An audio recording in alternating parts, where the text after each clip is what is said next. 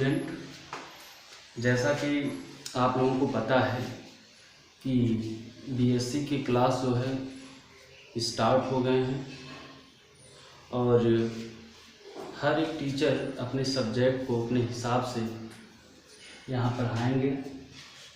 जैसा कि हमारा सब्जेक्ट जो है मैथमेटिक्स है और मैथमेटिक्स में सबसे पहले हमें बताना चाहेंगे कि मैथमेटिक्स में कितने पेपर होते हैं। तो मैथमेटिक्स में जो है 3 पेपर होते हैं। पहला है अलजेब्रा एंड ट्राइग्नोमेट्री। ये पेपर जो है क्या है, फर्स्ट पेपर फर्स्ट है अलजेब्रा एंड ट्राइग्नोमेट्री। दूसरा कैलकुलस है, ये आपका पेपर सेकेंड है। तीसरा ज्योमेट्री एंड वेक्टर एनालिसिस है, ये आपका पेपर थर्ड है। तो इस प्रकार से मैथ के कुल पेपर 3 पढ़ने हैं। तो इन तीनों पेपर में सबसे पहला पेपर जो है स्टार्ट करेंगे अलजेब्रा एंड ट्राइग्नोमेट्री। ये पेपर फर्स्ट है। अलजेब्रा एंड ट्राइग्नोमेट्री में इसको 2 पार्ट में डिवाइड किया गया है। एक ट्राइग्नोमेट्री है, दूसरा अलजेब्रा है। तो ट्राइग्नोमेट्री वाला पार्ट जो है इसको हम बाद में पढ़ाएंगे। तो सबसे पहले हम अलजेब्रा स्टार्ट करेंगे, जहाँ से स्टार्ट होता है पहला topic sequence and it's convergent. Sequence and it's convergent में एक जो है इसके जो थ्योरी है, जब तक थ्योरी बढ़िया से समझ में नहीं आएगा तब तक इससे रिलेटेड जो क्वेश्चन होगा आप सॉल्व नहीं कर सकते। इसलिए ये जो सीक्वेंस एंड इट्स कन्वर्जेंट का चैप्टर है, इसमें सबसे पहले बेसिक कॉन्सेप्ट को क्लियर करने होंगे। जब बेसिक कॉन्सेप्ट अच्छे तरीके से क्लियर हो जाएगा तो हमें विश्वास है कि उससे रिलेटेड जो भी क्वेश्चन होंगे उसे आसानी के साथ आप एक्सेप्ट कर सकते हैं, मतलब उसको कर सकते हैं। अब बात यह है कि बीएससी फर्स्ट ईयर का जो पेपर होता है उसमें ऑब्जेक्टिव टाइप क्वेश्चन एग्ज़ाम में आते हैं। तो जो क्वेश्चन एग्ज़ाम में ऑब्जेक्टिव टाइप आते हैं तो उसी के रिलेटेड या उसी के जैसे क्वेश्चन को हम यहाँ बताएंगे। पहले थ्योरी बताएंगे, फिर थ्योरी जो होगा उस थ्योरी से रिलेटेड जो उसके कॉन्सेप्ट होंगे उसको क्लियर करेंगे, मतलब स्टेप बाय स्टेप क्लियर करेंगे। और क्लियर करने के बाद लास्टली आपको खुद एहसास हो जाएगा कि एक एक थ्योरी से एक एक क्वेश्चन लगभग बनते हैं। यानी कि अगर देखा जाए तो जो थ्योरी है वो थ्योरी जो है 70% थ्योरी आता है और 30% जो है लगाने वाला सवाल आता है। तो अगर आपका थ्योरी मजबूत है तो 70% जो है क्वेश्चन जो है आसानी के साथ क्लियर हो जाएंगे। इसलिए हम कोशिश यही करेंगे, थ्योरी को अच्छे ढंग से आप लोगों को पढ़ाएंगे और आप लोगों को थ्योरी के प्रति समझ विकसित करेंगे। इसके बाद उससे रिलेटेड सवाल को सॉल्व कराएंगे। तो कोशिश हम करेंगे कि आप लोगों का पहला चैप्टर है सीक्वेंस एंड सीरीज, तो जिसमें सीक्वेंस में आता है कन्वर्जेंट एंड डाइवर्जेंट। तो एक एक इससे रिलेटेड जो भी डिफिनीशंस हैं इसको हम क्लियर करेंगे स्टेप बाय स्टेप। तो सबसे पहले हम सीक्वेंस से रिलेटेड डिफिनीशन को हम बताएंगे कि मतलब सीक्वेंस क्या चीज़ होता है, फिर इसके टाइप्स क्या हैं, कैसे हम सीक्वेंस बनाते हैं, किस प्रकार सीक्वेंस को जो है हम मोटिवेट करके आगे कन्वर्जेंट डाइवर्जेंट बनाते हैं, लिमिट ऑफ सीक्वेंस बनाते हैं। तो इससे रिलेटेड क्वेश्चन को आगे हम बताएंगे। हम लोग सेट थ्योरी में पढ़ते हैं, जैसे A belong to set A. Belong का मतलब ये होता है कि कोई भी अगर एलिमेंट इस सेट में है तो ए का संबंध इस सेट से होगा, इसी को बिलोंग कहते हैं। और फॉर ऑल, ये सिंबल होता है फॉर ऑल का, इसे क्या कहते हैं, फॉर ऑल। ये भी प्रयोग होगा। और दूसरा जो है एक सिंबल आता है, ये बिलोंग टू इसको बोलते हैं, इसको फॉर ऑल बोलते हैं, इसको इम्प्लाइज डैट बोलते हैं, इम्प्लाइज डैट। और इसको जो है बोलते हैं implies and implies by, implies and implies by. तो ध्यान से समझेंगे कि एक वही एलिमेंट जो एक सेट ए में है और इसको जो है मतलब बिलोंग टू बोलते हैं, यानी कि इसको बिलोंग टू बोलते हैं, और इसको फार आल बोलते हैं, इसको इम्प्लाइज दैट बोलते हैं, और इसको इम्प्लाइज एंड इम्प्लाइज बाई बोलते हैं। तो अब हम बताएंगे कि सीक्वेंस क्या होता है। जैसा कि पता होगा कि an arrangement of a number in a row, इसका मतलब समझाते हैं, पहले लिख देते हैं। An arrangement of a number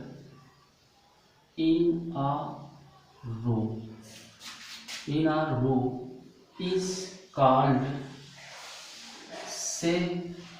sequence। यानी कि अरेंजमेंट माने होता है व्यवस्थित करना, रो मीन्स होता है पंक्ति,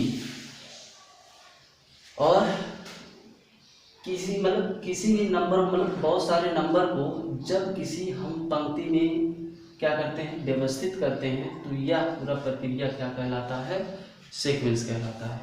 जैसे फॉर एग्जांपल के रूप में हम देखें, मान लेते हैं कि कोई एक ऐसा हम सेट ले लेते हैं, यस, और इसमें नंबर को लिखते हैं, जैसे A1 A2 A3 A4 A5 and so on, क्या कहाँ तक जाएंगे, AN तक जाएंगे। तो देखिए एक पंक्ति के रूप में है, जो 36 लाइनें होती हैं उसे हम क्या बोलते हैं, पंक्ति बोलते हैं। यानी कि यस इक्वल टू जो है इस रूप में इसको हम लिख सकते हैं। अब यहाँ देखते हैं कि ये जो नंबर है इसको जो है कॉन्जिक्यूटिव के रूप में किया गया, मतलब क्रम से किया गया, यानी क्रमागत नंबर है। तो जो ये नंबर हैं इसको जो है एलिमेंट भी कहते हैं, इन अलग अलग नंबरों को एलिमेंट भी कहते हैं। यानी कि हम कह सकते हैं कि the distinct number in a set in a sequence, ये नंबर, ये कंपोनेंट है या नंबर है जो इस क्या रो में है, तो हम कह सकते हैं कि distinct element in a sequence. जो डिस्टिंक्ट एलिमेंट है इस सीक्वेंस को, इसको हम टर्म ऑफ द सीक्वेंस कहते हैं। यानी कि हम कह सकते हैं कि distinct element of a sequence is called term of the sequence. यानी कि distinct element of a sequence is called term of the sequence. पूछता है कि सीक्वेंस का टर्म क्या होता है, मतलब किसी भी सीक्वेंस में जो अलग अलग एलिमेंट होते हैं वही टर्म ऑफ द सीक्वेंस कहलाते हैं। तो जैसे हम सीक्वेंस को कैसे डिनोट करते हैं, देखिए A1 A2 A3 A4 एक प्रकार का सीक्वेंस है, तो A से लेकर N तक है। इसका मतलब इस सीक्वेंस को हम इस प्रकार डिनोट कर सकते हैं, ये डिनोटेशन का जो है सिंबल होता है such that N belong to natural number. N जो है आपका प्राकृतिक संख्या हो, जैसे N का मान 1 2 3 4 5 6 लेते चले जाएंगे, तो 1 2 3 4 5 इस प्रकार मिलते चले जाएंगे। इसलिए मतलब इस प्रकार ये जो पूरा रूल है ये सीक्वेंस का रूल है, यानी कि हम लोग सीक्वेंस इसी प्रकार से बनाएंगे। अगर दूसरे सेंस में हम देखें, जो सीक्वेंस बनता है वो ये जो है डोमेन और कोडोमेन के रूप में बनता है। Domain and codomain, domain means होता है प्रांत। तो इसके रूप में कैसे बनता है, कहा जाता है कि कोई अगर सीक्वेंस AN है, इसका सेट ऑफ जो डोमेन है उस सेट ऑफ क्या होना चाहिए, नेचुरल नंबर होना चाहिए, और इसका codomain set of real number होना चाहिए। यानी कि कोई सीक्वेंस नेचुरल नंबर से अगर रियल नंबर पे जाता है तो ये भी एक प्रकार का क्या कहलाता है, सीक्वेंस कहलाता है। इस सीक्वेंस की डिफिनीशन एक्सटेंडेड फॉर्म में लिया जाता है। तो इस प्रकार यहाँ हम देख रहे हैं सीक्वेंस किसे कहते हैं कि an arrangement of number in a row is called a sequence, और इसके जो एलिमेंट्स होते हैं वो टर्म ऑफ द सीक्वेंस कहलाते हैं। और इसके टाइप्स होते हैं। सबसे पहले हम चर्चा करेंगे कि सब सीक्वेंस क्या होता है। देखिए जिस प्रकार सेट का एक छोटा सा पार्ट सबसेट होता है, मतलब समुच्चय का एक छोटा सा भाग उप समुच्चय होता है, ठीक उसी प्रकार सीक्वेंस का एक छोटा सा भाग क्या हो जाएगा, सब सीक्वेंस हो जाएगा। यानी कि हम कह सकते हैं कि subsequence is a part of a sequence which is already arrangement in a number of row in a sequence term of the sequence. इसको जो है हम एक नंबर मतलब एक जो है क्रम के रूप में व्यवस्थित करेंगे। यानी कि सीक्वेंस को हम इस प्रकार जो है रिप्रेजेंट कर सकते हैं, sequence n, sequence b n, sequence c n and so on. अब देखिए ये जो सीक्वेंस है, जैसे हम लोग सीक्वेंस एंड सीरीज पढ़ते हैं तो दूसरा चैप्टर जो है मतलब सीरीज में ही आएगा। तो सीक्वेंस और सीरीज में अंतर क्या होता है, the basic difference between sequence and series. देखिए सीक्वेंस और सीरीज में बेसिक डिफरेंस यहाँ होता है कि सीक्वेंस क्या होता है कि कॉन्जिक्यूटिव नंबर्स मतलब क्रमागत नंबर होते हैं, क्रम से आने वाले नंबर को जब हम रो में अरेंज करते हैं तो कॉन्जिक्यूट तो जो है सीक्वेंस होता है। लेकिन इन सीक्वेंसों को जब हम आपस में जोड़कर एक नया सिस्टम तैयार करते हैं तो वो सीरीज बन जाता है, उसको श्रेणी बोलते हैं। जैसे अगर हम मान लेते हैं यूनियन कोई श्रेणी है तो इसको n plus b n plus c n plus, तो इस प्रकार से हम इसको जोड़ कर क्या बना लेते हैं एक मतलब d n and so on, इसी प्रकार से इसको रखेंगे। यानी कि जो सीरीज बनता है वो सीक्वेंस के द्वारा बनाया जाता है। यानी कि जो सीक्वेंस होता है वो नंबरों का एक क्रम होता है, ठीक है। और इन नंबरों के क्रम को, बहुत सारे नंबरों के क्रम को जब आपस में जोड़ते हैं तो वो जो है क्या बन जाता है, सीरीज बन जाता है। अब जब यही सीरीज जो है हम इनफाइनाइट तक ले लेते हैं, अनंत तक ले लेते हैं, तो यही सीरीज हमारा जो है क्या बन जाता है, इनफाइनाइट सीरीज बन जाता है, जो कि अगले चैप्टरों में ये चीज़ देखने को मिलेगा। तो यहाँ सीक्वेंस हो गया, सीक्वेंस की डिफिनीशन हो गया, इससे रिलेटेड जो फैक्ट थे उसको हमने बताया। अब इसके नेक्स्ट हम लोग पढ़ेंगे कि लिमिट ऑफ सीक्वेंस क्या होते हैं, यानी कि लिमिट क्या होता है। जैसा कि हम लोग जानते हैं कि लिमिट मतलब होता है एक सीमा होता है, ठीक है। उस लिमिट को किस प्रकार हम रिप्रेजेंट करते हैं या किस प्रकार समझते हैं, तो ये डिपेंड करेगा सीक्वेंस पे। यानी कि जो लिमिट ऑफ सीक्वेंस होता है वो दो प्रकार का होता है, जिसमें यहाँ हमने चैप्टर में लिखा है कि सीक्वेंस एंड इट्स कन्वर्जेंट। जो लिमिट ऑफ सीक्वेंस होता है वो दो प्रकार का होता है, एक जो है आपका कन्वर्जेंट सीक्वेंस बन जाता है, दूसरा डाइवर्जेंट सीक्वेंस बन जाता है। जैसा कि आप लोग जो है फिजिक्स में पढ़े होंगे कि कन्वर्जेंट और डाइवर्जेंट क्या चीज़ होते हैं। देखिए कन्वर्जेंट मतलब अभिसारी होता है और अपसारी को जो है हम डाइवर्जेंट बोलते हैं। अपसारी मतलब ये होता है कि जो किरणों को फैला दे, और अभिसारी मतलब ये होता है जो किरणों को किसी एक बिंदु पर लाके रख दे। इसका मतलब बहुत सारी किरणें जब किसी एक बिंदु पे आके आपस में मिलती हैं तो उसे अभिसारी हम बोलते हैं। इसका मतलब हम मैथमेटिकली लैंग्वेज में इस तरह कह सकते हैं कि किसी भी सीक्वेंस का जब हमको फाइनाइट वैल्यू मिल जाए, मतलब एक निश्चित वैल्यू मिल जाए, तो हम कह सकते हैं कि वो सीक्वेंस जो है क्या होगा, कन्वर्जेंट सीक्वेंस होगा। अगर किसी भी सीक्वेंस का जो लिमिट है वो इनफाइनाइट हो जाए तो वही सीक्वेंस जो है डाइवर्जेंट सीक्वेंस बन जाएगा, यानी कि अपसारी अनुक्रम बन जाएगा जिसको बोलते हैं। तो कुल मिला के हम कह सकते हैं कि किसी भी सीक्वेंस को हम कन्वर्जेंट सीक्वेंस तभी कहेंगे यदि उस सीक्वेंस का लिमिट वैल्यू फाइनाइट मिल जाए तो उसे कन्वर्जेंट सीक्वेंस बोलते हैं। अगर उस सीक्वेंस का लिमिट वैल्यू इनफाइनाइट मिल जाए तो उसे डाइवर्जेंट सीक्वेंस कहते हैं। तो इसके नेक्स्ट जो है हम लोग लिमिट ऑफ सीक्वेंस के बारे में चर्चा करेंगे, जो इसके आगे हम अभी डिस्कशन करेंगे। देखिए हमने अनुक्रम का डिफिनीशन बताया, मतलब सीक्वेंस का डिफिनीशन बताया कि सीक्वेंस क्या चीज़ होता है। अब सीक्वेंस हम लोग कैसे बनाते हैं, इसके बनाने के जो है कई फॉर्म होते हैं। एक जो है इम्प्लिसिट फॉर्म होता है, एक्सप्लिसिट फॉर्म होता है। तो सबसे पहले मैं यहाँ बताएंगे इम्प्लिसिट फॉर्म, और दूसरा होता है एक्सप्लिसिट फॉर्म। देखिए इम्प्लिसिट मीन्स होता है अस्पष्ट रूप और एक्सप्लिसिट मीन्स होता है स्पष्ट रूप। तो हम लोग जो है एक्सप्लिसिट फॉर्म बनाएंगे किसी भी सीक्वेंस का।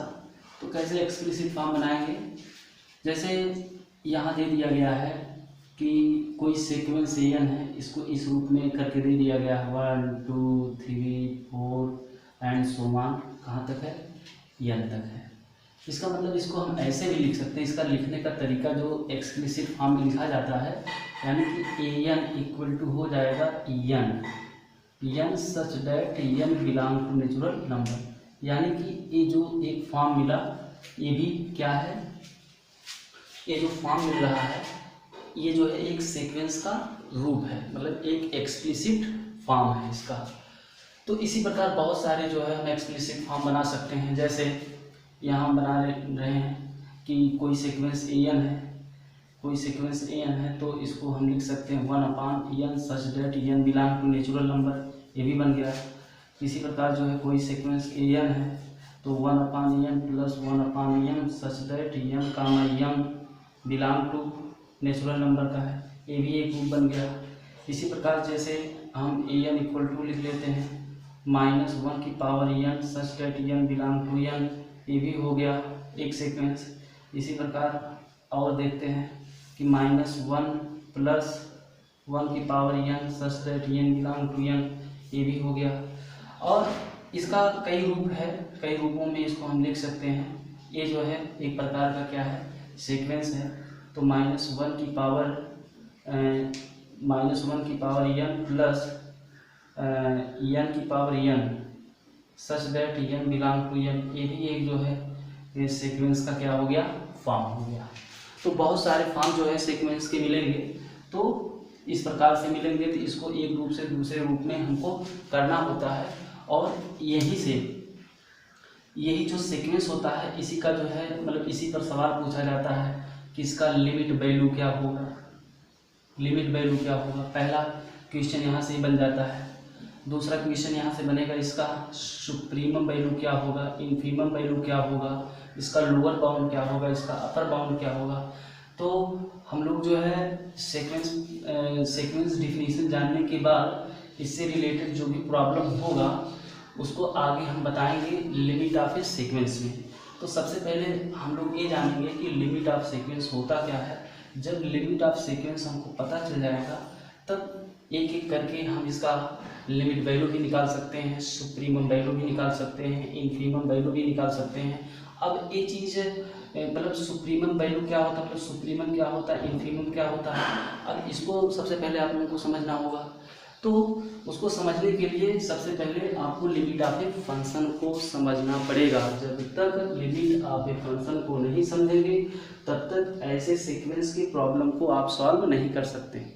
और इन प्रॉब्लम को सॉल्व करने के लिए इसके बहुत सारे बेसिक जो है लिमिट्स होते हैं, स्टैंडर्ड लिमिट होते हैं, स्पेशल लिमिट होते हैं इसके।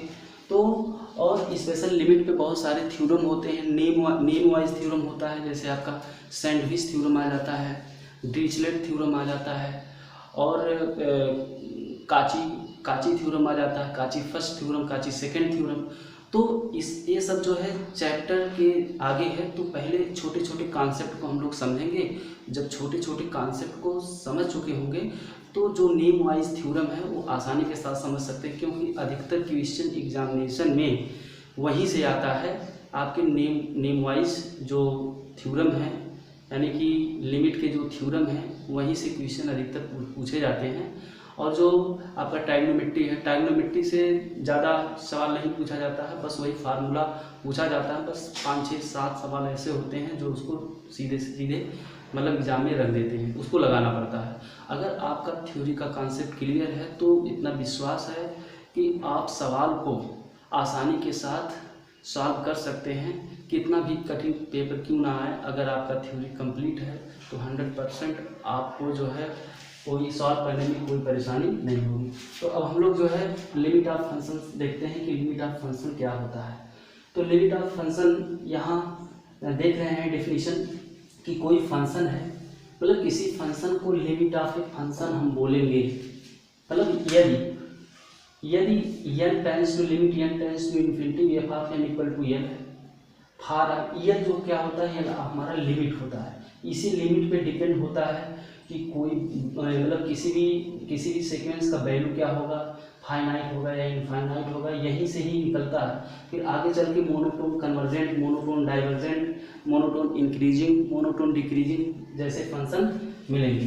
तो सबसे पहले आपको मतलब ये चीज़ है कि लिमिट ऑफ फंक्शन, सबसे पहले आपको डेफिनेशन एकदम समझना पड़ेगा। जब तक डेफिनेशन आप लोग नहीं समझ पाएंगे तब तक लिमिट ऑफ फंक्शन या लिमिट ऑफ सीक्वेंस के सवाल को सॉल्व नहीं कर सकते। तो ये जो डेफिनेशन लिखा हुआ है इसको चाहे जैसे आप लोग अपने दिमाग में बैठाइएगा, तभी जाके आगे जो है सवाल को सॉल्व करने में सक्षम होंगे। तो चलिए देखते हैं, मतलब किसी फंक्शन को लिमिट ऑफ ए फंक्शन कहा जाता है यदि फंक्शन का हम जो लिमिट है n को इन्फिनिटी मतलब इनफाइनाइट ले जाते हैं, इसका मान जो है यल मिलता है। ये जो है माना हुआ मान है, यानी कि इसको हम लिख सकते हैं से मतलब अपने हिसाब से हम मान लेते हैं कि ये वैल्यू जो है क्या है, यल है। अब इसी में जो है एक आर्बिट्रेरी नंबर चूज करते हैं। आर्बिट्रेरी नंबर मीन्स होता है स्वेच्छ चर, जिसको हिंदी में मतलब ऐसा नंबर जो हम अपनी इच्छा अनुसार चूज करें, वो नंबर बढ़ भी सकता है, वो नंबर घट भी सकता है। तो यानी कि हमने यहाँ आर्बिट्रेरी नंबर ले लिया, साइलान इज ग्रेटर देन 0, इसको एफ साइलान बोलते हैं। क्या बोलते हैं? एफ साइलान। फिर इसके बाद ये जो सिंबल है ऐसे पाई पार के, देखिए एक ऐसे करके यहाँ एक पाई पार दिया जाता है, मतलब उल्टा ई जिसको बोलते हैं। उल्टा ई बनाएंगे तो इसको जो है बोलते हैं then there exist, then there exist. इसको क्या बोलते हैं? Then there exist. या आप जो है देन दियर एग्जिस्ट लिखिए, या इस सिंबल का मतलब होता है देन दियर एग्जिस्ट। चलिए, तो यानी कि एक हमने आर्बिट्रेरी नंबर लिया और जो कि 0 से बड़ा है, मतलब ये जो आर्बिट्रेरी नंबर हम चूज करेंगे वो हमेशा 0 से क्या होगा, बड़ा होगा। तब देन देयर एग्जिस्ट, तब हम लोग एक ऐसा नंबर एग्जिस्ट कराएंगे, स्मॉल एम लेते हैं, जो सेट ऑफ किसका होता है? नेचुरल नंबर का। यानी कि यह जो होता है सेट ऑफ नेचुरल नंबर होता है, इसको हम प्राकृतिक संख्या भी बोलते हैं। यानी कि यह एक ऐसा नंबर है जो नेचुरल नंबर का है, ठीक है। इसके बाद सच डेट, इसको यस डॉट टी का मतलब होता है सच डेट। सच डेट करके यही जो लिखा हुआ है एफ ऑफ एन और यल, इसको यल को इधर माइनस कर दीजिए, इस साइड ले आइए, तो एफ ऑफ एन माइनस यल, इसके ऊपर मार लगा दीजिए, और ये हमेशा साइलान से क्या होगा? छोटा होगा। मतलब ये जो दोनों मान है इसका मान हमेशा साइलान से छोटा होगा। तब हम ये कहेंगे फाराल। फाराल मतलब जो यहाँ यम हमने चूज किया है नेचुरल नंबर का, वो जो है यन से बड़ा होगा, मतलब यन से छोटा होगा, क्योंकि जो यन है वो सबसे बड़ा नंबर है नेचुरल नंबर का, और यन जो एक हमने चूज किया है नंबर, वो जो है यन से छोटा नंबर होगा। तो कुल मिला जुला के यहाँ हम कह सकते हैं कि किसी भी फंक्शन को, मतलब लिमिट ऑफ फंक्शन जो होता है, हम किसी भी फंक्शन को लिमिट ऑफ फंक्शन कहेंगे, मतलब लिमिट ऑफ फंक्शन कहेंगे यदि limit l tends to infinity f of n equal to l for any arbitrary number epsilon is greater than 0 such that m belong to l. फिर इसके बाद such that यहाँ करने के बाद हम इसका मॉडुलस वैल्यू भी लिख लेते हैं, f of n minus l is less than epsilon for all n is greater than equal to m. तो ये परिभाषा आपको याद करना होगा। ये परिभाषा अगर याद हो जाएगा तो लिमिट ऑफ फंक्शन से लिमिट ऑफ सीक्वेंस तुरंत तत्काल बना सकते हैं। तो अब इसका एक छोटा सा रूप हम दिखाते हैं। जैसे अगर बाई में ये डिफिनीशन आपको याद नहीं आता है तो केवल एक छोटा सा डिफिनीशन यहाँ याद कर सकते हैं। कैसे याद कर सकते हैं? यहाँ देखिएगा, यहाँ है limit n times to infinity f of n equal to क्या हो जाएगा? एन हो जाएगा। तो विच इम्प्लाइज डेट, मतलब ये अगर ऐसा है तो ऐसा आगे होगा, इसका मतलब यही चीज़ है। तो mod of f of n minus l is less than f epsilon for all जो एन है m sorry n is greater than equal to m, ये चीज़ होगा। तो एक छोटा सा मैथमेटिकल फार्मूला यहाँ बना लिमिट ऑफ फंक्शन का, बस यही याद रखिएगा। इसी के द्वारा जो है सब कुछ मतलब जितने सवाल हैं सब लगेंगे। अब देखिए, इसी से हम लोग कन्वर्जेंट ऑफ फंक्शन बनाएंगे, डाइवर्जेंट ऑफ फंक्शन बनाएंगे, और यही फंक्शन जो है एक दूसरे रूप में मैनिपुलेट हो जाता है। जैसे सीक्वेंस है, ये फंक्शन को हम सीक्वेंस में आगे कन्वर्ट करेंगे, ठीक है। अब इसी का एक टोपोलॉजिकल डिफिनीशन होता है। टोपोलॉजी कैसे बनता है, इस टोपोलॉजी को हम आज यहाँ सिखा रहे हैं, टोपोलॉजी इसका कैसे बनता है। तो हम कहते हैं topological definition of function. Topological definition of function क्या चीज़ होता है। जैसे यहाँ लिमिट है तो इसी को लेते हैं, बस यही मॉडुलस वैल्यू को थोड़ा सा हम चेंज कर लेते हैं, क्योंकि टोपोलॉजी में नेबरहुड पॉइंट आते हैं जो आगे हम डिस्कशन करेंगे। बस केवल आप लोग फार्मूला देखिएगा, फार्मूला याद करिएगा, इसी फार्मूले के जरिए हम लोग आगे सवाल को सॉल्व करेंगे। तो यहाँ limit n tends to infinity f of n equal to l है। तो फार यहाँ लिखेंगे for any number epsilon is greater than 0। तो सच डैट हम लिख लेते हैं कि जो ये वैल्यू है इसको हम दूसरे रूप में तोड़ रहे हैं, यानी कि यहाँ हो जाएगा l minus epsilon is less than f of n is less than l plus epsilon for all n belong to natural number n हो गया, n belong to natural number n हो गया। तो इसी प्रकार से जो है इसको जब n belong to natural number n हो गया तो इसको जो है हम दूसरे रूप में भी लिख सकते हैं। यही हमारा टोपोलॉजी है, ये जो लिखा हुआ है मतलब इसी को तोड़कर लिखा गया है। अब जो मॉडुलस वैल्यू है अभी हम सिखाएंगे इसको इस रूप में कैसे लिखते हैं, क्योंकि ये आपका मॉडुलस वैल्यू है, ये आपका टोपोलॉजी वैल्यू है। मतलब इसका लिखने का तरीका अलग है, इसका लिखने का तरीका अलग है, दोनों का मतलब जो है क्या होता है, एक ही होता है। तो अब दोनों का मतलब हम समझाते हैं कैसे दोनों का मतलब एक होता है। जब यल माइनस साइलान है, यल प्लस साइलान है, ठीक है। जो साइलान है ये जो है वेरी स्मॉल क्वांटिटी होता है, यानी कि बहुत छोटी संख्या होता है, यानी कि इसको एक चूजन नंबर भी बोल सकते हैं। जैसे आप लोग चूज कर सकते हैं, ये तो आपके ऊपर डिपेंड करता है कि आप किस प्रकार का नंबर चूज करते हैं, जो कि रियल एनालिसिस में बहुत ज़्यादा इसका प्रयोग किया जाता है। तो limit n tends to infinity f of n equal to l हुआ, और ये जो है any number epsilon is greater than 0 हुआ। अब इसको इस रूप में लिख लिए। अब इसी को दूसरे रूप में हम लिखते हैं बिलोंग टू के रूप में, या हम कह सकते हैं that is l minus epsilon comma l plus epsilon. ये belong to f of n कर सकते हैं, और for all n belong to natural number का सेट बन जाता है। ओके, तो इस प्रकार जो है topology definition of a function ये यहाँ क्रिएट हो गया। तो अब हम सिखाएंगे कि इसको हम टोपोलॉजी में कैसे कन्वर्ट करते हैं, क्योंकि डिफिनेशन ऑफ फंक्शन है, इसको टोपोलॉजी में हम कैसे कन्वर्ट करेंगे ये आपको सीखना पड़ेगा यहाँ। तो चलिए सिखाते हैं। देखिए ये function f of n minus L is less than क्या है, epsilon. f of n minus L is less than epsilon. इसको किस प्रकार जो है हम सॉल्व करेंगे। ये जो मॉडुलस वैल्यू है मॉड ऑफ x, ये जो मॉडुलस वैल्यू होता है हमेशा ये प्लस माइनस दोनों में होता है। बस यही फार्मूला आप लोग देखिएगा, मॉडुलस वैल्यू को प्लस माइनस दोनों में रिप्रेजेंट करते हैं। तो यहाँ भी प्लस माइनस है, तो मॉडुलस वैल्यू को प्लस माइनस में यहाँ रिप्रेजेंट करेंगे। तो देखिए, तो ये मॉडुलस जो वैल्यू है, मॉडुलस वैल्यू है जिसको f ऑफ n माइनस यल को हम लोग प्लस माइनस दोनों में रिप्रेजेंट कर देते हैं। ये मॉड की परिभाषा से है। अब जब प्लस वैल्यू यहाँ लेंगे, जब प्लस वैल्यू लेंगे तो f of n minus L is less than क्या हो जाएगा, साइलान हो जाएगा। अब देखिए, अब प्लस वैल्यू है, प्लस में इसमें गुणा करेंगे प्लस से आएगा, प्लस का माइनस में गुणा करेंगे तो माइनस से आएगा। तो इस प्रकार से f of n minus L is less than epsilon हो गया। अब f ऑफ n इसको उधर ले जाएंगे प्लस हो जाएगा, तो क्या हो गया, यल प्लस f साइलान। तो इसी इक्वेशन जो है 1 मान लेते हैं। तो इसी प्रकार जब नेगेटिव वैल्यू लेंगे, जब पॉजिटिव वैल्यू लिया तो इक्वेशन 1 प्राप्त हुआ। जब नेगेटिव वैल्यू लेंगे तो minus f of n minus L is less than क्या हो गया, साइलान। अब इसको जब यहाँ हम इंटर कराएंगे तो माइनस f ऑफ n हो गया प्लस साइलान n हो गया इज लेस देन क्या हो गया, साइलान। अब f ऑफ n को उस साइड ले जाते हैं और साइलान को इस साइड ले जाते हैं। जब इसको उस साइड ले जाएंगे तो क्या हो जाएगा, यहाँ यल माइनस साइलान हो जाएगा, इसको इस साइड ले जाएंगे और इसको उस साइड ले गए तो f ऑफ n हो गया, यानी कि ये जो है दूसरा इक्वेशन मिल गया। ठीक है, अब 1 और 2 से हम यहाँ देखेंगे। 1 और 2 से देखेंगे, 1 और 2 से देखेंगे फ्रॉम 1 एंड 2।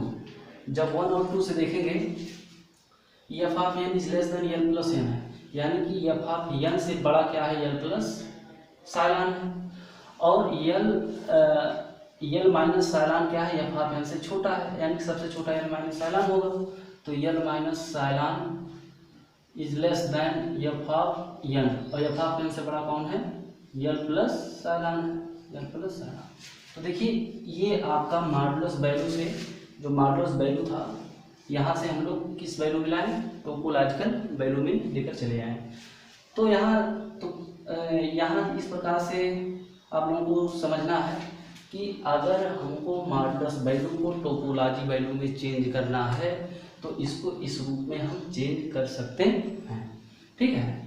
तो ये तो फंक्शन के ऊपर था, अब हम जो है पढ़ाएंगे सीक्वेंस के ऊपर। बस सेम थिंग्स यही है, जैसे हमने फंक्शन के बारे में बताया वैसे सीक्वेंस के बारे में बताएंगे। चलिए देखते हैं। अब मेन आपका डिफिनीशन यही से स्टार्ट होता है, क्योंकि आपका चैप्टर है सीक्वेंस, तो लिमिट ऑफ सीक्वेंस से ही स्टार्ट होगा। अब लिमिट ऑफ सीक्वेंस क्या होता है, लिमिट ऑफ सीक्वेंस, जैसा कि हम समझ रहे हैं कि आप लोग अगर लिमिट ऑफ फंक्शन के बारे में समझ चुके होंगे तो लिमिट ऑफ सीक्वेंस की परिभाषा सेम टू सेम वही है, यानी कि लेट जहाँ हम लोग वहाँ फंक्शन मानते थे यहाँ हम लोग क्या मानेंगे, सीक्वेंस। यानी कि हम कह सकते हैं any sequence n is said to be limit of sequence, limit of sequence if limit n tends to infinite n equal to n for any number psilon is greater than 0, then there exists any number n belong to n तो such that हम लोग जानते हैं n minus n is less than क्या हो जाएगा, साइलॉन। मतलब जैसे परिभाषा लिमिट ऑफ फंक्शन का था same to same limit of sequence की है। किसी भी सीक्वेंस को लिमिट ऑफ सीक्वेंस कहेंगे, यदि इतना इक्वल टू इतना हो तो कोई एक नंबर हमको लेना होगा, तो एक नंबर एग्जिस्ट यहाँ कराएंगे सच डेट इतना इक्वल टू इतना हो गया, और लास्टली में हम लोग बताएंगे फॉर ऑल करके जो ये नंबर एग्जिस्ट कराए हैं ये जो है n से क्या है, छोटा है, यानी कि n बड़ा है m छोटा है, ये हमने नंबर अपने हिसाब से लिया है, तो ये लिमिट ऑफ सीक्वेंस की परिभाषा बन गया। अब आप यहाँ देखते हैं कि लिमिट ऑफ सीक्वेंस की परिभाषा जब बन गया तो किस प्रकार से इसको हम मतलब मैथमेटिकली रूप में लिखेंगे, जहाँ से हमको इसके कन्वर्जेंट और डाइवर्जेंट के वैल्यू फाइंड होते हैं। यानी कि इसका हम शॉर्टकट डिफिनीशन बता रहे हैं, आप लोग याद रखिएगा, limit n tends to infinity n equal to n, अगर ऐसा है तो कन्फर्म है ये कैसी वैल्यू प्रोवाइड करेगा, mod of an minus n is less than क्या हो जाएगा, f साइलॉन। फिर फॉर ऑल वही चीज़ है कि जो n है वो बड़ा और बराबर होगा किसके, m वैल्यू से, यानी कि ये जो मान मिला यही आपका है limit of sequence, limit of sequence. और इसके पहले जो हमने बताया था यहाँ हमने सीक्वेंस के रूप में लिया है, बस वहाँ हमने किसके रूप में लिया था, फंक्शन के रूप में लिया था। तो दोनों एकदम सेम है डेफिनेशन, बस केवल आपको थोड़ा सा समझ विकसित करना होगा इस परिभाषा को याद करने के लिए। बस केवल आपको दो जगह समझना होगा, एक जो है इसकी वैल्यू और एक नंबर एग्जिस्ट कराएंगे, एक नंबर मानेंगे, इसके बाद इसका मॉडुलस वैल्यू जो है हमेशा जो नंबर यहाँ लेंगे साइलॉन उससे हमेशा छोटा होगा, ठीक है। फिर अगर ये नहीं समझ में आ रहा बस केवल यही इतना याद कर लीजिएगा। तो लिमिट ऑफ सीक्वेंस अगर कोई पूछे लिमिट ऑफ सीक्वेंस क्या होता है तो सीधे सीधे फार्मूले के रूप में आप उसे बता दीजिएगा, limit n tends to infinity n equal to l which implies that, बस कुछ नहीं करना है कि an में से l को माइनस कर देना है, तो an माइनस l का माड लगा लीजिए और जो साइलॉन हमने नंबर लिया है उससे छोटी संख्या होना चाहिए। तो ये साइलॉन बड़ा है क्योंकि इधर मुँह खुला हुआ है तो इसलिए बड़ा संख्या है, इधर जो है बंद है इसलिए छोटा है, तो ये क्या हो जाएगा, इसका माड साइलॉन से छोटा होगा। अब ये जो आया लिमिट ऑफ सीक्वेंस आया, ठीक है। लिमिट ऑफ सीक्वेंस दो प्रकार का होता है, तो जिसको हम बोलते हैं कन्वर्जेंट ऑफ ए सीक्वेंस और डाइवर्जेंट ऑफ ए सीक्वेंस। अब डिपेंड ये करेगा कि लिमिट ऑफ सीक्वेंस में अगर ये यल है, ये लिमिट वैल्यू है, यल को हम बोलते हैं लिमिट, याद रखिएगा, यल को हम क्या बोलते हैं यहाँ, लिमिट। तो लिमिट वैल्यू पे ही डिपेंड करेगा कि कोई सीक्वेंस कन्वर्जेंट होगा या डाइवर्जेंट होगा। जैसा उसका मान मिलेगा उसी हिसाब से वो कन्वर्जेंट और डाइवर्जेंट होता रहेगा। तो यहाँ अगर यल का मान फाइनाइट मिल जाता है तो जैसे यल का मान अगर फाइनाइट मिल गया तो ये क्या हो गया, कन्वर्जेंट सीक्वेंस हो गया। अगर यल का मान इनफाइनाइट मिल गया तो डाइवर्जेंट सीक्वेंस हो गया। तो आगे हम चर्चा करेंगे कन्वर्जेंट सीक्वेंस और डाइवर्जेंट सीक्वेंस। चलिए ये परिभाषा याद रखिएगा, हमेशा जो है अपने दिमाग में बैठाए रहिएगा, और जो हम यहाँ लिख रहे हैं इसको जो है आप लोग नोट डाउन करते रहेंगे, क्योंकि ये डिफिनीशन जो है बहुत अच्छा डिफिनीशन है। अगर इस डिफिनीशन को समझेंगे तो इसी प्रकार से डिफिनीशन, जैसे एक डिफिनीशन हम बता रहे हैं इसी हिसाब से डिफिनीशन हम बताएंगे ताकि आपके दिमाग में बैठते भी जाए। नहीं तो किताबों में अलग अलग रूपों से जो है डिफिनीशन को दिया हुआ है और आप लोगों को जो है याद करने में दिक्कत होगा। अगर यहाँ से आप लोग नोट डाउन करते रहेंगे तो फिर कोई दिक्कत नहीं आएगा, आपको याद भी हो जाएगा। अब देखिए हम बनाते हैं कि कन्वर्जेंट ऑफ ए सीक्वेंस क्या होता है। कन्वर्जेंट ऑफ ए सीक्वेंस कुछ नहीं, बस उसी के हिसाब से लिखना है। Any sequence an is said to be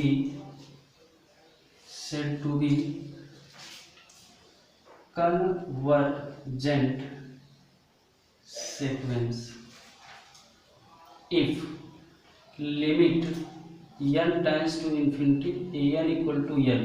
यही जो यल वैल्यू है यही क्या आना चाहिए, finite value for any number psilon is greater than 0 then there exists m कोई एक नंबर है जो n में बिलोंग करेगा। बस वही डिफिनीशन, लिमिट ऑफ फंक्शन की डिफिनीशन आप लोग ध्यान देंगे, उसी हिसाब से हम लिख रहे हैं। तो सच दैट हो जाएगा mod of an minus L is less than क्या, epsilon for all n is greater than equal to m। ये आपका जो है क्या है, कन्वर्जेंट ऑफ ए सीक्वेंस की डिफिनीशन है। बस जो डिफिनीशन वहाँ था बस यल का मान क्या कर देना, फाइनाइट कर देना है, तो कन्वर्जेंट ऑफ ए सीक्वेंस बन गया। तो इसको जो है इस डिफिनीशन को आप लोग लिख लीजिएगा, क्योंकि अभी हमने बताया है इसका जो है एक मैथमेटिकल रूप हम लिख दे रहे हैं। Limit n tends to infinity n equal to l, तो यल यहीं लिख दीजिएगा, finite and unique value, finite and unique value which implies that mod of क्या हो जाएगा, an minus L is less than क्या हो जाएगा, एप्सिलॉन। ये आपका जो है फार्मूला हो गया कन्वर्जेंट ऑफ ए सीक्वेंस का। अब इसी हिसाब से हम डाइवर्जेंट ऑफ ए सीक्वेंस लिख रहे हैं, कुछ नहीं करना है, सेम डिफिनीशन वही है, यही आप लोग बदल दीजिएगा इसमें। Divergent of a sequence, divergent of a sequence, any sequence n is said to be divergent of a sequence. यहाँ डाइवर्जेंट करना है, डाइवर्जेंट करना है। अब यहाँ जो फाइनाइट वैल्यू है बस केवल यही अंतर हो जाता है, यहाँ क्या हो जाएगा, infinite value for any number, वही सब कुछ रहेगा पूरा, इसमें कोई चेंजेशन नहीं होगा। और जो यहाँ फाइनाइट वैल्यू है यही क्या हो जाएगा, इनफाइनाइट वैल्यू हो जाएगा। इसको जो है हम लोग इनफाइनाइट इस रूप में डिनोट करते हैं। तो कन्वर्जेंट सीक्वेंस हो गया, डाइवर्जेंट सीक्वेंस हो गया, और लिमिट ऑफ ए फंक्शन हो गया, लिमिट ऑफ ए सीक्वेंस हो गया। अब इसके आगे जो है हम लोग अपर बाउंड लोअर बाउंड के बारे में चर्चा करेंगे, तब जाके जो है हम कुछ बेसिक लिमिट के बारे में बताएंगे जो आपको पूरा समझ में आना चाहिए। ओके, तो इसके आगे जो है अभी हम बताएंगे कि लोअर बाउंड क्या होता है, अपर बाउंड क्या होता है, बस अगर डिफिनीशन आपका क्लियर है तो आपके बेसिक कॉन्सेप्ट भी क्लियर है। अब यही परिभाषा बार बार जो है आगे रन करेगा।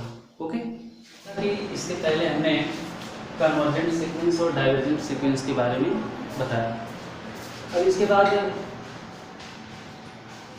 बाद जो है lower bound of a set, मतलब किसी भी सेट का लोअर बाउंड क्या होता है, किसी भी सेट का अपर बाउंड क्या होता है, इसके बारे में जो है हम चर्चा करेंगे। देखिए, lower bound of a set मतलब कोई एक नॉन इक्विटी सेट है, उसको हम lower bound of a set कहेंगे। यदि कोई एक नंबर है जो मतलब उस सेट वाले एलिमेंट्स, मतलब जो उस सेट में एलिमेंट है उससे क्या हो, छोटा हो, मतलब किसी एक नंबर को हम लोअर बाउंड कह सकते हैं यदि किसी भी सेट के एलिमेंट से वो छोटा है। ठीक है, अभी एक ग्राफिकली हम समझाएंगे lower bound of a set क्या होता है। ठीक है, अपर बाउंड ऑफ ए सेट क्या होता है, एक ही फिगर में आप लोगों को समझ में आ जाएगा। इसी प्रकार upper bound of a set क्या होता है, any non equity set S is said to be upper bound of a set if then there exist a number B. कोई इसमें नंबर एग्जिस्ट कर रहा है जो उस सेट में नंबरों से वो क्या है, बड़ा है। मतलब अपर मतलब बड़ा, लोअर मतलब छोटा, मतलब किसी भी सेट का एक बड़ा नंबर होगा, एक छोटा नंबर होगा। ठीक है, तो जो बड़ा नंबर होगा वो अपर बाउंड कहलाएगा, जो छोटा नंबर होगा वो लोअर बाउंड कहलाएगा।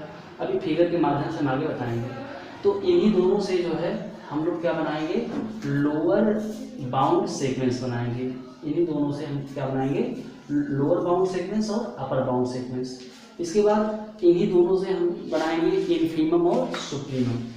तो चलिए, lower bound of a sequence क्या होता है, जैसे आपने upper lower bound of a set पढ़ा, सेम टू सेम जो है lower bound of a sequence होता है। Any sequence n is said to be lower bound of a sequence if then there exist a number m। इसमें एक number, उस sequence में एक नंबर एग्जिस्ट करेगा जो उस सीक्वेंस से वो क्या होगा, छोटा होगा। तो यानी कि उस सीक्वेंस में जो नंबर है वो छोटा है, उसी छोटे नंबर को जो है lower bound of a sequence कहा जाता है।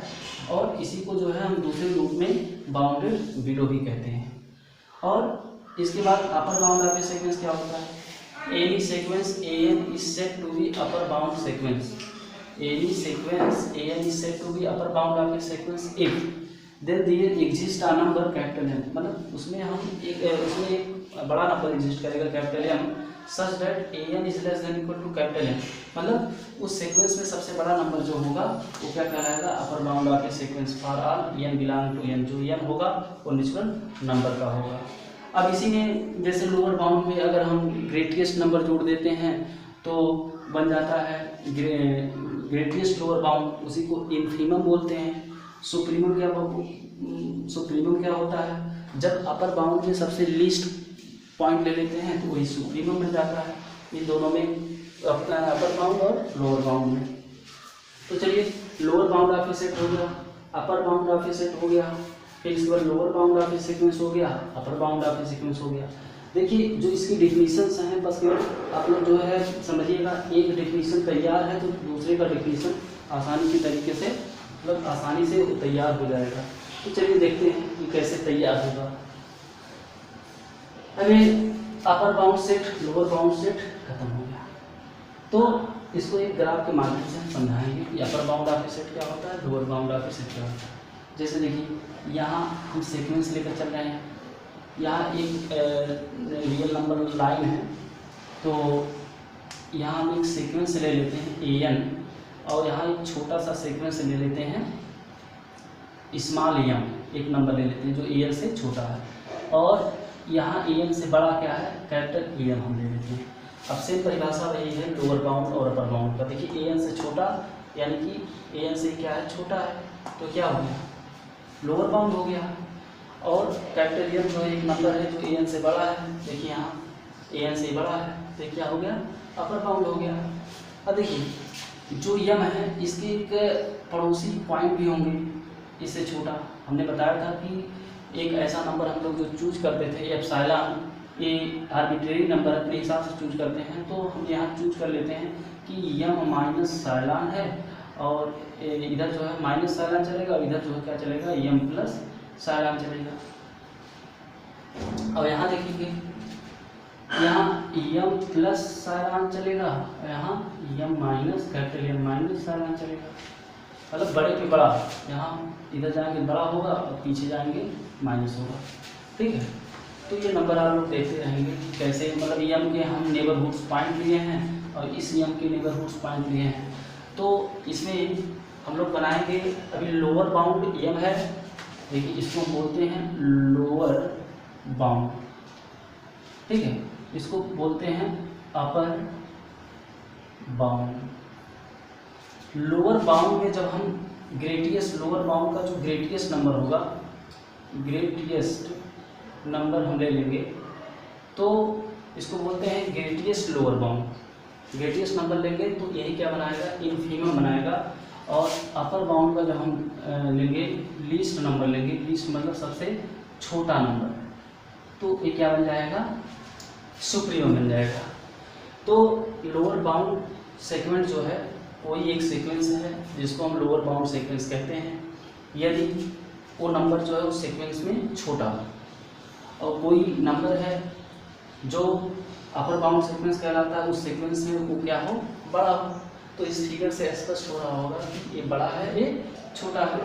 तो lower bound of a sequence अब यहीं से हम बनाएंगे कि लीस्ट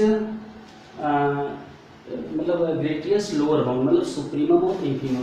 तो पहले ये तो कंफर्म हो गया होगा कि लोअर बाउंड सीक्वेंस क्या होता है, अपर बाउंड सीक्वेंस क्या होता है, ये दोनों कंफर्म है। तो चलिए हम बनाते हैं लीस्ट अपर बाउंड और ग्रेटेस्ट अपर बाउंड। देखिए डिफिनीशन बस उसी से मिलता जुलता रहेगा, जो डिफिनीशन अभी हमने लिखा था, बस उसी में थोड़ा सा कुछ पॉइंट जोड़ने होंगे तो वो लिस्ट यानी कि इन्फीमम और सुप्रीमम की डिफिनीशन बन जाएगा। तो यहाँ हम बनाते हैं ग्रेटेस्ट लोअर बाउंड, इसी को बोलते हैं GLB, और इसी का दूसरा नाम होता है इनफीमम होता है। तो इसकी डिफिनीशन कैसे बनाएंगे, देखिएगा हम कोई सीक्वेंस ले लेते हैं, उसको ग्रेटेस्ट लोअर बाउंड सीक्वेंस यानी कि GLB, यानी कि any sequence AN is said to be GLB यानी ग्रेटेस्ट लोअर बाउंड और infimum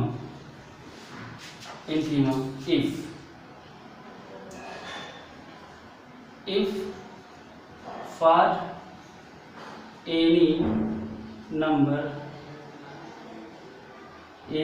कैपिटल लोअर बाउंड है small m such that small m is less than equal to m, ये बड़ा होगा for all m belong to n। ये तो confirm है, ये लोअर बाउंड की परिभाषा हो गया। And if for any arbitrary number epsilon is greater than 0, तब सच दैट हम बोलेंगे। और यहाँ m प्लस साइलान है, तो यहाँ m small m plus epsilon is less than क्या हो जाएगा, am हो जाएगा। m plus epsilon small m plus epsilon है, फॉर ऑल जो n है n बिलोंग टू n, या कोई अगर नंबर हम ले लेते हैं मतलब n बिलोंग टू n हो गया। तो यही इसका कंडीशन है सुप्रीमम का, मतलब इससे छोटा है तो इसका जो बड़ा पॉइंट होगा, ठीक है, वो जो है सीक्वेंस an से क्या होगा, छोटा होगा। यानी कि लोअर बाउंड में सबसे बड़ा, तो लोअर बाउंड का ग्रेटेस्ट पॉइंट, तो देखिए ये जो है लोअर बाउंड है m, अब इसमें सबसे बड़ा कौन है, m माइनस साइलन छोटा हो गया, स्मॉल m प्लस साइलन क्या हो गया, बड़ा हो गया। तो स्मॉल m प्लस साइलन जो बड़ा है यानी कि लोअर बाउंड में सबसे बड़ा क्या कहलाता है, GLB कहलाता है, यानी कि इन्फीमम। तो अगर इसमें देखेंगे तो इन्फीमम क्या होगा, लोअर बाउंडों में जो सबसे बड़ा नंबर होगा वही उसका क्या होगा, इन्फीमम होगा।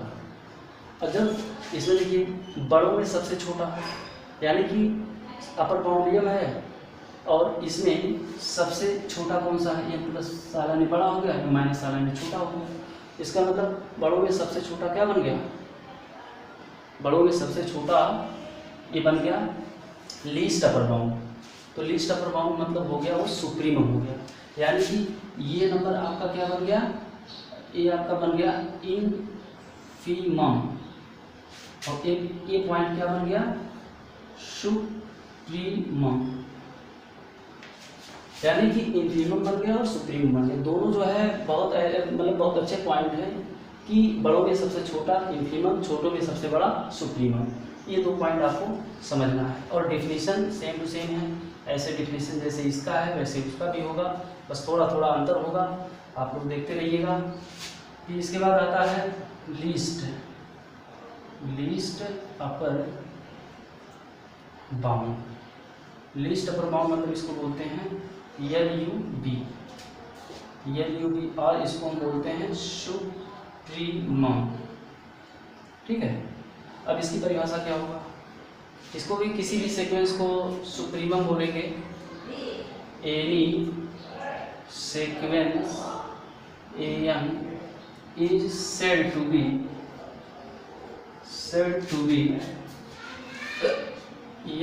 LUB, और इसको हम बोलते हैं infimum.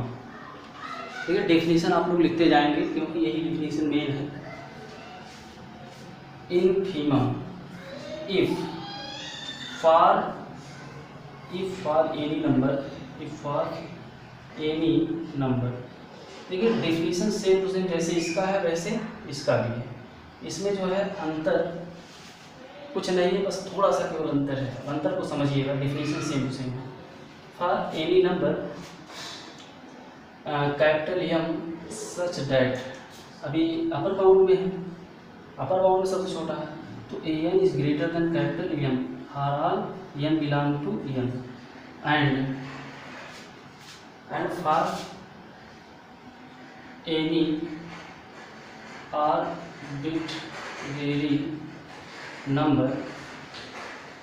arbitrary number such any arbitrary psilon is greater than 0 such that mod of f of n minus l is less than क्या हो गया, f यूनिट। अब यहाँ सबसे छोटा लेना है, तो ये जो है क्या है, बड़ा था, तो यहाँ आगे हो जाएगा m minus epsilon is greater than EM हो जाएगा, for EM belong to EM। ये जो है सुप्रीमम और इनफीमम का डेफिनेशन हो गया। तो फिगर से एक बार और समझ लेंगे सुप्रीमम इनफीमम क्या होता है। ये तो डेफिनेशन था, इसके जो है फिगर। कोई एक सीक्वेंस हमने लिया, इस सीक्वेंस का सबसे छोटा नंबर स्मॉल m लिया, और इस सीक्वेंस का सबसे बड़ा स्मॉल m लिया, तो स्मॉल m का नेबरहुड पॉइंट ले लिया, तो स्मॉल m से m माइनस साइलन छोटा है तो m बड़ा है। ऐसे इसका भी है, m प्लस m माइनस साइलन ये क्या है, छोटा है और ये बड़ा है। तो हम देखते हैं lower bound greatest number, lower bound का जो सबसे ग्रेटेस्ट नंबर होगा, तो यहाँ लोअर बाउंड में सबसे बड़ा नंबर क्या है, m प्लस साइलन है, तो इसलिए जो m प्लस साइलन है वो क्या कहलाएगा, इनफीमम, यानी GLB को इनफीमम कहा जाता है। इसी प्रकार कैपिटल M जो है वो क्या है, अपर बाउंड है। अपर बाउंड में सबसे छोटा यानी कि लीस्ट अपर बाउंड, जो लीस्ट अपर बाउंड होता है सबसे छोटा नंबर क्या कहलाता है, सुप्रीमम कहलाता है। तो इस प्रकार ये जो GLB है और LUB है ये खत्म हो गया। और आगे जो है हम बेसिक्स लिमिट बताएंगे, बेसिक फार्मूला बताएंगे, उस फार्मूले के जरिए जो है हम सवाल बताएंगे। और कुछ ऐसे पार्ट्स हैं जैसे नेमली थ्योरम है, नेम वाले थ्योरम को हम ड्रा करेंगे। फिर इसके बाद आपका जो है चैप्टर पूर्ण रूप से ओपन हो जाएगा। ये हमारा जो है जो थ्योरी का क्लास था, ये basic concept on sequence and convergent divergent, मतलब जो भी छोटे छोटे पॉइंट हैं उनके बारे में हम चर्चा किए हैं। अब इसी के नेक्स्ट लेक्चर में आप लोगों का कोर्स से रिलेटेड क्वेश्चन मिलता रहेगा, क्योंकि जब तक इसके बारे में समझ नहीं विकसित करेंगे तब तक आगे का चैप्टर समझ नहीं सकते हैं। इसलिए ये जो डिफिनीशन हमने बताया है, छोटे छोटे पॉइंट के बारे में बताया है, इसको अपने दिमाग में जो है फीड करना है और इसको जो है नोट डाउन कर लीजिएगा। जब नोट डाउन करेंगे, एक बार लिखेंगे, उसको समझेंगे, तो बार बार लिखने से ये याद हो जाएगा। कुल मिला जुला के कहने का मतलब ये है मैथ को जितना ही लिख कर पढ़ेंगे उतना ही सरलता से मैथ को समझा जा सकता है। Okay, thanks.